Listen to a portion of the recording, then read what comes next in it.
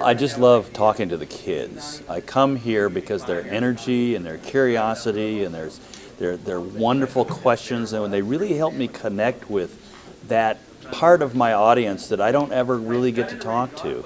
And this is where it starts. This is where not only the writers of tomorrow are going through the system, but it's also where I can find real contact with people who are going to be my readers in 10 years. And I just love seeing them develop and find out just what is on their minds.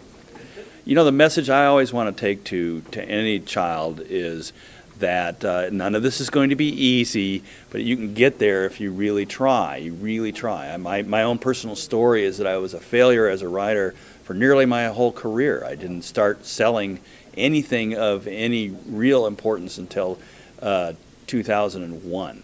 So my message to the children is, you can do it, but don't think it's going to come overnight, because that just never happens.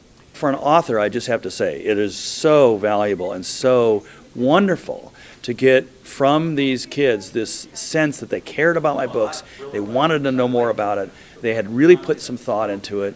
It was one of the best experiences I've had in a long time. My advice to anyone who wants to be a writer is that there's no easy path. In fact, there's no normal path. I've never met anyone, any writer, who has had what I would call the standard normal progression for a writer. They all have some crazy story that they tell about how they got into the writing, how they sold their first book. It's all different all the time, and of course the technology is changing the field even as we stand here speaking.